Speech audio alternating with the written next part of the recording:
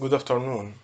In this video, I will talk about thinking errors, sometimes called automatic thoughts, negative thoughts, but more distinctly and more precisely, automatic cognitive distortion or automatic thinking error. Automatic thinking error or automatic cognitive distortion because they are automatic. And this is why they are a problem. Okay, so continuing to answer the question why it feels so real. The continuous question, the continuous complaint about the thoughts and the feeling that the OCD sufferer always asking himself or the therapist why I feel them so real. I feel them real. I believe them. Why it is these OCD feelings and these OCD obsessions and these OCD thoughts and sensations, why it feels real or even more than real? They ask this question always. So we have said in previous videos that it is a medical condition. There is a biochemical problem in the brain. Bad wiring, biochemical bad wiring. It is something physical in the brain. Wrong thing in the brain. Wrong connection, wrong chemistry in the brain. So there is something physical in the brain. But also in all of the addiction, so everything that feels real, it feels real. Every cognitive error, every thoughts or feeling that you later regret them. You regret acting upon these thoughts or feelings, but at that time they felt so real. This is why you have acted upon. They felt so real. In all of these situations, there is something physical, hard, concrete, material change in the brain. This is why you feel them so real. And at the same time, they are not you. They don't represent you. This is why you regret later in addiction or in anger or in cognitive errors. Okay, so why you feel them so real? Because and at the same time they are not real. Why you feel them so real and at the same time you know from deep down or later they don't represent you. You feel them so real because they are physical thing in your brain. Biochemical problem, bad wiring, bad connection, or something physical. They are not merely a thought or feelings or like that. And they are not something. They are physical thing. Okay. So this is the answer why it feels so real. These OCD feelings or OCD thoughts, why they feel so real. They feel so real because of that. Okay. Also, we try to discuss, to inform you, to educate you about that, why it feels so real, because it is a bad wiring or biochemical problem, or now we are coming to thinking error. In fact, so if you look from above, if you look why we are doing these things, this is to calm your brain, to assure to your brain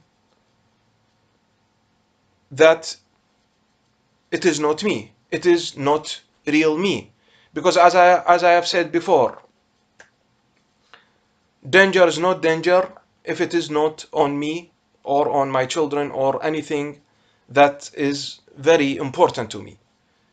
If danger happens 10,000 miles from me, then I will say it is something bad or wrong or injustice or like that, but I will not really feel real danger on me. It should be on me, on I, in the I-ness. Okay, so now when we, of course, as I have said before, the best thing to practice the therapy is you, at the moment, an intrusion or an obsession, OCD obsession, or OCD feeling, OCD thought, OCD sensation comes to your brain. At the same time, you refocus. You neglect that, and you do the thing at your hand, what you were doing before the OCD came. You continue with that. Okay, this is the best. I have said, if this is difficult, especially if it is you are suffering for a long time or for another reasons, it is difficult to refocus, then we will try to calm, to assure your brain. We are forced to do that. Otherwise, you will not do the refocus. You will not do the ARP. You will not stop your compulsion because you are afraid. If you are afraid, you will activate FFF, flight, fight, freeze response, and if this is activated, then you will do the compulsion, then you will escape or flight. Then the cortex will play, or will play no thinking, thinking, logical thinking will play no role in that, and you are left to your physical or biological impulses, to the FFF, fight, flight response, fight, flight, freeze response. Okay, and then you will respond with a fear to calm yourself down, and you'll do the compulsion. Okay, so now we try to tell the brain, to inform the brain, to convince the brain, okay, that this is not me. This is the OCD biological disease problem by wiring. It is not me. This is the disease or the OCD problem. Or you say, this is an automatic cognitive error. It is also not me. It doesn't represent me. So, I will not now go in deep in the cognitive errors, but they are, or cognitive distortions, but they are one example of that is black-white thinking, catastrophizing. One of the most important in OCD, or maybe it is the most important, is black-white thinking. 0-1, yes or no. There is nothing, no gray area. There is nothing between them. Okay, so these cognitive distortion or cognitive error thoughts or thinking errors or negative thoughts, or they are automatic. They are deeper than normal thoughts, and because they are automatic, a lot of people, and maybe some therapists, not good untrained therapists, they think that it is thoughts, but in fact, thinking errors are not thoughts. Negative thoughts are not. Sorry, thinking errors are not thoughts. Cognitive distortions are not thought. Even if they are automatic, they feel as a thought, as it is me, it is automatic. Because they are automatic, you feel them, it is me, they are my thoughts, they are thoughts. But in fact, they are actions. They are automatic actions that you are doing. Because thoughts they are thoughts, but cognitive errors are glasses, are like the glasses or filters. You look to a normal stimulus, to something which is normal, to a normal thought, a normal thing, and through cognitive errors, okay, through cognitive distortions, through the glasses, you change them to an OCD triggers, or even an OCD obsessions. So they become not a trigger to an OCD obsessions, but they become themselves as obsessions. Okay, so it is very important to understand that cognitive errors, cognitive distortions are not, or thinking errors, they say thinking errors, are not really thoughts. They are actions that you are doing. They are They are in fact automatic actions, but at least if you know that they are actions, then you can do something about them. Because if they are thoughts, you cannot do things directly. You cannot suppress them. You cannot fight them. You cannot. Uh, but now if you know that they are actions that you are do, you are over analyzing. Over analyzing is not thought. You pick a thought and you over analyze it. So over analyzing, it's also a cognitive error. It is not a thought. It is something that you are something that you are doing. So if you in one of the exercises that I will give, if you now I am aware that I am in cognitive distortions, okay, what shall you do? You try to recognize that. You say this is a cognitive distortion. You name it.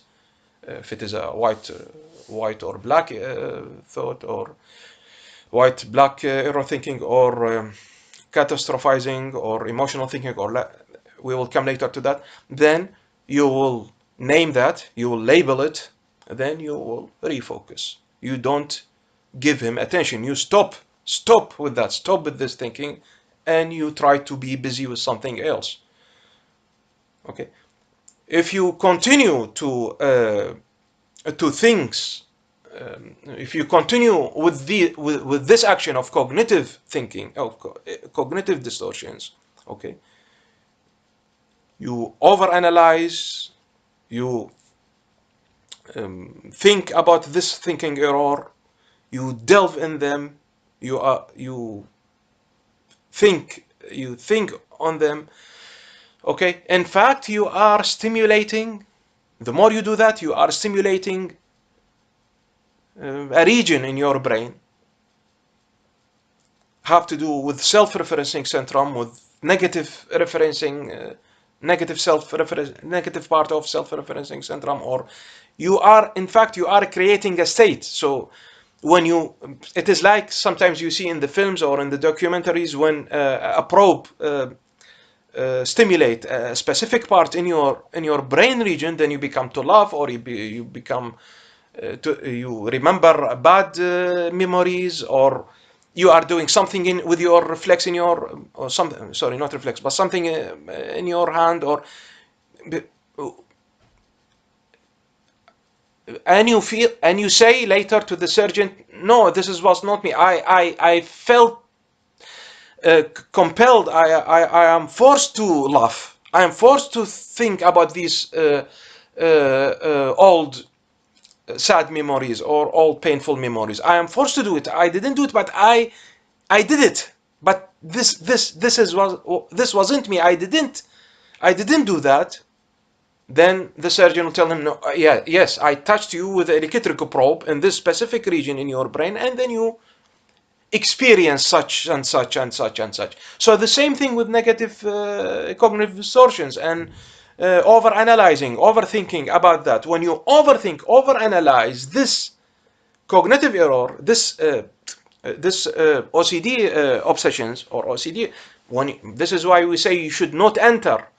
You should not overanalyze, overthink. You should not enter in the OCD obsession. Why? Because in fact you are also as if you are stimulating with a electric probe a specific OCD area, a specific area in the brain. Then you will become in a negative state that you will accept.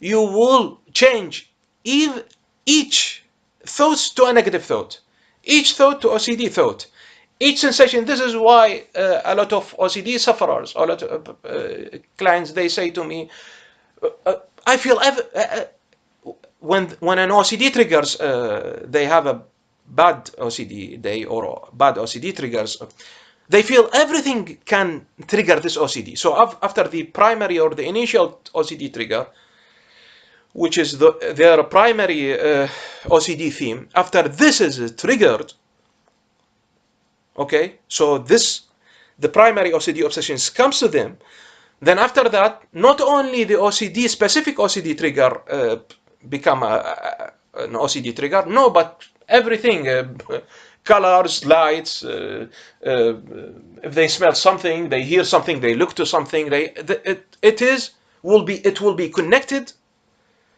it will be connected with the OCD trigger, and they will feel an OCD obsession. So it will be directly connected. This is why, because a specific brain area is stimulated, you are playing with electricity, you are playing with the wand, with the so so you, uh, when you overanalyze an OCD obsession or OCD, you are not only thinking or feeling or sensing. No, you are playing with electricity. You are playing with chemicals. You are entering a state. You are not thinking. People without OCD, they think negatively. They think negatively. They think badly, and they can again go back to thinking good at the same time, or try to ponder something else, or try to change their thinking, or try to do something else. They don't have OCD. But if you have an OCD, you are more liable to enter this state whenever you overthink or overanalyze your stimulus, OCD obsession, the OCD trigger. When you enter in it, you think about it, you analyze it, then in fact you are uh, activating this brain region, and you are entering this state. If you are entered the OCD state, then it becomes very difficult to get outside. We always try to recognize that, oh, an OCD is coming, an OCD obsession is coming. Okay, try to refocus. So 1, 3 is try to refocus. If it is difficult, this is why we are doing now step 2, so that you reattribute, you calm your brain. Please try to refocus, because it is not you, it is not me. So you tell the brain, of course not with the English language, but with its language of the cognitive behavior language. Okay, then the brain will understand that, okay, it is not me, so there is no problem. Refocus, because there is no danger, there is no need to initiate the FFF, the fight flight response. Okay, and it will refocus, or refocus changing behavior, or stopping the behavior, will be more easy for you. Okay, this is why we have step 2. So it is very important to ponder on that, to maybe listen the video a second time or a third time, until you understand what I mean by cognitive errors, and what can you do about them.